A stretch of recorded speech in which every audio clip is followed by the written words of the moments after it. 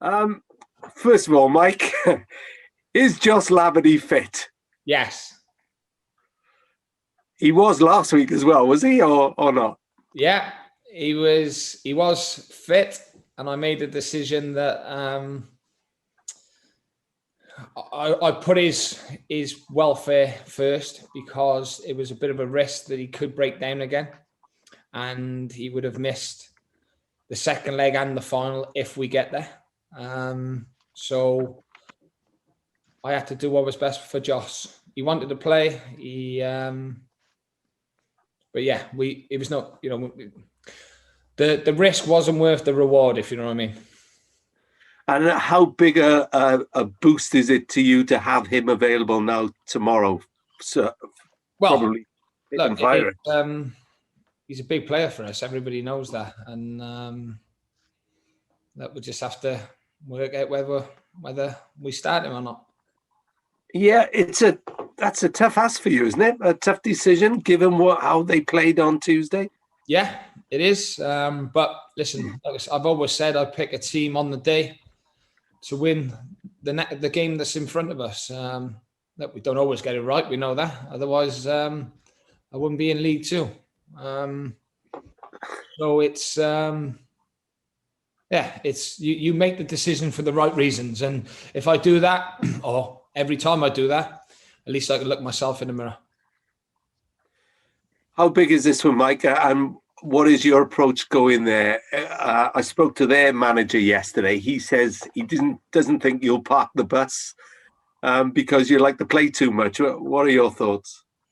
Well, listen. First of all, it's a massive game, isn't it? We want to get to Wembley and hopefully, get promoted. That's what's on the end of it. It's a huge occasion. We're playing against a very good Forest Green team who are dangerous and can beat anybody on their day. I'm under no illusions about that. And one thing I definitely won't be doing is parking the bus. So yeah, he's right on that. Is it? They were also saying, Jamil Matt said this, all the pressure's on Newport. You've got everything to lose. Not at all. Not at all. I think they were slight favourites going into it.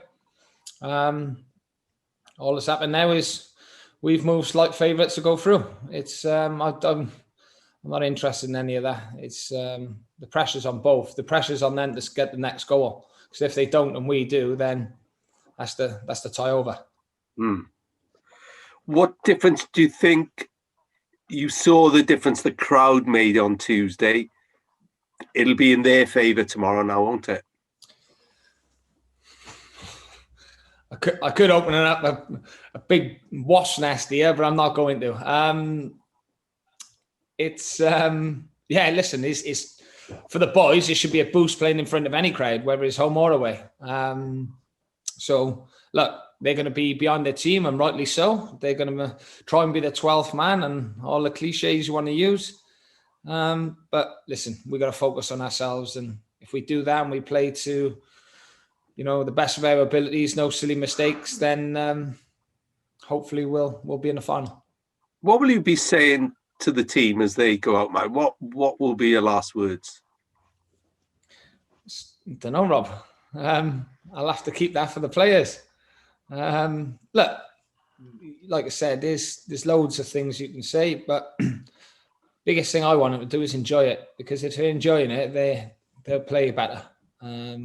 It's calm heads, play the game, not the occasion. I'll give you all that. Listen, I'm not going to tell you anything new, but I want them to enjoy it. I want them to be confident.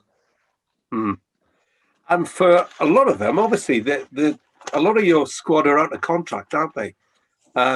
You've got a few tied up, but by the majority not. I mean, they're playing for their futures as well, aren't they? Yeah, of course they are. And not only that, not there's players in the team in our team who will comfortably get another club. Let's not dress it up. But what level that's at is down to them, because they've got a fantastic opportunity to be offered contracts in League One, not in League Two. And maybe one or two of them could be higher. But obviously, you're hoping League One with you. Yeah, of course. That's what I mean. Yeah, nobody else will put up with them like I do. Don't worry about that. Well, listen, Mike, and it is about cool heads, isn't it? Even though you laugh about it, it is about cool heads because there's nothing quite as pressurized as a playoff semi-final. Nobody remembers the semi-finals finalists who were beaten, do they? No, and listen, I've heard all the talk about 2-0. It's not a great result to have a 2-0 lead. It's one of those dangerous ones. You do the stats, I'll probably have them for you tomorrow. You do the stats on how many teams come back from 2-0 to actually win. It's very low. It just gets emphasized that much more when it does happen. It's very low. So I'm not buying into all that, the mind games of the 2-0 scoreline. That's just for the people who want to stir it up and have some hope. And look, we've kept 7 clean sheets out of 10 games, so let's hope we make it 8 out of 11. Yeah, and last one. They say you're angry on Tuesday, but they say they're an angry team. Are you expecting a real assault in the opening 20 minutes? Well, if they didn't, I'd be very, very surprised. Like you just said, Jamil said, they've got nothing to lose. They've got to go for it, but they need to be careful that they don't go too gung-ho because we'll pick them off and we'll get the third. All the best. Cheers, Rob. I think it's only 3 teams, isn't it, who come back from 2-0 down? Don't know. Yeah, I think that's what they were saying on the telly. Cheltenham were one of the teams that lost that thing the other year. But yeah, I mean, it's a crazy thing to say. It's a dangerous scoreline. You chop your right arm off for a 2-goal lead. Oh, 100%. Listen, and the longer it goes without them scoring, hopefully that's the way it goes. The more desperate they get. Yeah. They like I said, they're a good team and they can score goals. I would never ever speak down on another team or anything about them. All I'm going to do is give them the compliments they deserve because on their day they're very dangerous and we need to be aware about that. But I'm also confident in my own team, in my own squad, that if we do our job, the business, our performance, the best we can, we will go through. And that's not being arrogant. It's not, that's about me being confident in my squad. Like, Jimmy will be saying that they can beat anybody on their day. They can do this. That's his belief for his squad, and rightly so. It was an interesting contrast, you having rightly plenty to be proud of, and he was apoplectic at how badly they started and the fact that they didn't get into the game and score at all. It was a very strange first 20 minutes from them. Look, we just concentrated on ourselves. How Forest Green approach it, how they didn't approach it, there's nothing I can do about that. I'm not concerned about that. The only thing I'm concerned about is how we are going about our business. Are we doing the right things? Are we taking unnecessary risks? Are we seeing the pass? Are we switching the play? Are we getting crosses in the box? Are we getting movement in rotation in midfield? They're all the things I'm looking for. I'm constantly looking for what we do as a team, out of possession. And we've got cover in the right areas. If somebody stepped too far, it's too far in. Can I help them there? It's at the front two on their toes, chasing in the channel. They're closing down. Are they selling themselves? It's that's the only thing I can affect. I can affect whether Forest Green come out and press us, or whether they sit off us and try and hit us on the counter. Whichever way they go around it, I can't affect that. What I can affect is what we do when they do that. Yeah. Were you surprised to see Gemma on the bench and then come on, or did that smack to you of a little bit of desperation? Look, he's somebody I've got a lot of time for, Jamil. As you know, I wanted to keep him as well. Yeah. He's somebody I respect off the pitch as well. And I spoke to him the next day. We spoke, and I said, look, in a between me and you, I was really surprised, really pleased to see you back on that pitch because he had a horrific injury. Real, freak incident, and I was gutted for him. because he's had such a good season. But I said to him, I hope, I'm not disappointed to see you. I am disappointed, to see you coming on against us, and hopefully you don't make the second leg. But that's me and Jamil talking. He's laughing, giving me a bit back, but he's somebody I got a lot of time for. Yeah, but you put Priestley on, and Priestley dealt with it quite well, didn't he? Yeah, like I said, we had something to protect then with, time running out.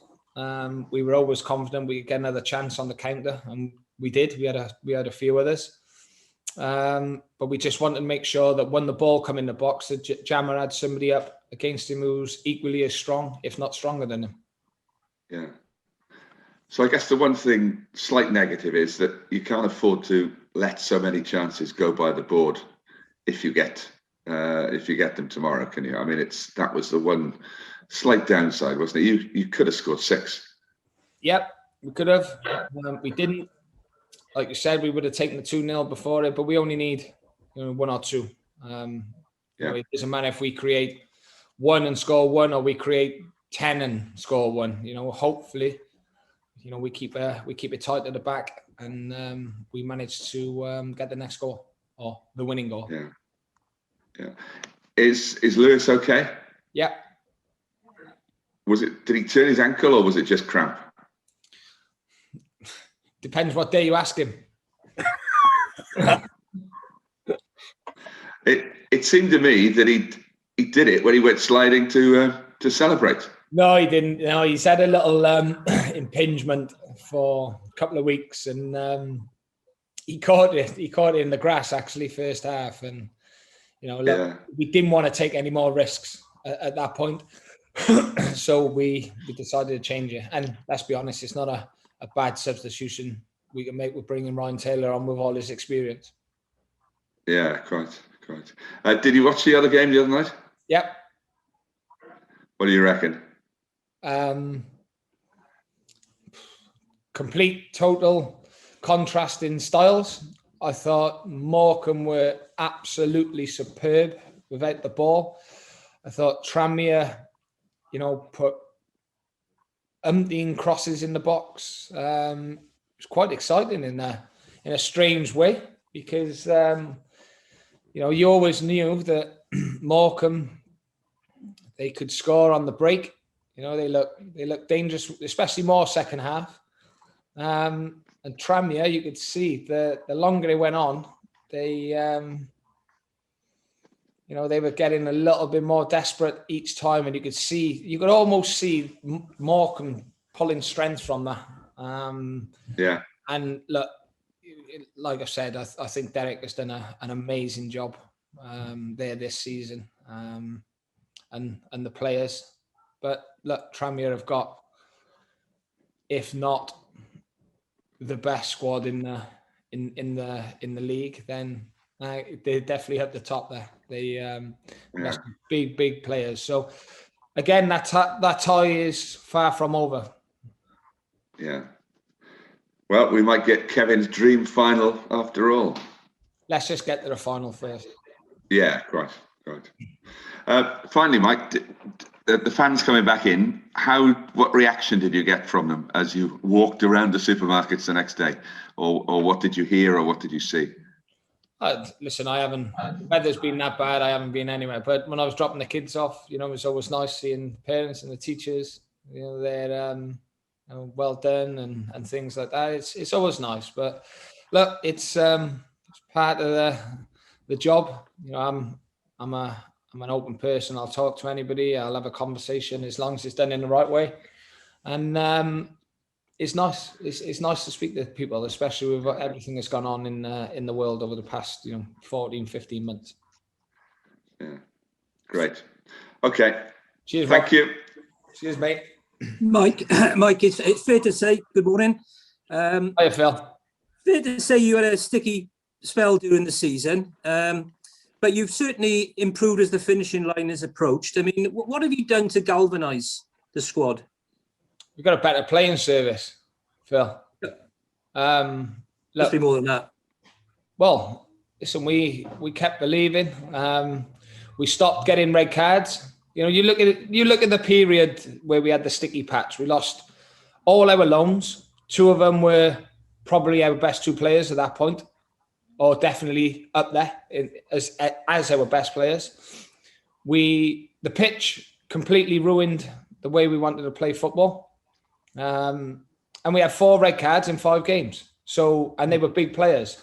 We were missing our experienced players for 3 to 4 games over a period of 5 or 6 games. And I don't care what you say, you take out 4 experienced players out of your team or your squad, and you're going to be weakened. Topple that on with the 2 that's gone back. You're looking at 6 players from the starting lineup that you've had from the beginning of the season. It's a big shift in what we're trying to do. And then the players we bring in January, they need, the only reason we got them is because they're not in favour. So they need match fitness, and it takes time to get them back up. Ultimately, we've built 2 squads this season. Yeah. So when all those sort of problems ironed themselves out, you always had the belief that you would get to the situation you're in now. 100%. Look, I'll be honest. At one point, we probably believed we'd finish in the top 3. The Cambridge game killed that. Where I thought we should have won the game, but made a mistake and lost. And that near enough put an end to the top 3. But after that, we've been superb. And just a final one from me, Mike. I saw the interview with the Forest Green manager yesterday, and he was asked how confident he was sort of turning the tie around, and he said he was that confident they booked the travel to Wembley. What do you make of that? I think that's well, I'm not going to get drawn into that. That's his own thing. Yeah. I'd probably say it probably shows his inexperience as a manager to say that. Yeah. You haven't booked your travel? No. You haven't ordered your Wembley suit yet, then? No. No. Right, one thing you know about me, Phil, I'm not arrogant, and I don't get carried away with things. And it's I've had to work hard for everything I do, and I'll never ever let that quality I've got get away from me. Indeed. All the best, Mike. Cheers. Thank you. All right, mate. I'll see you tomorrow.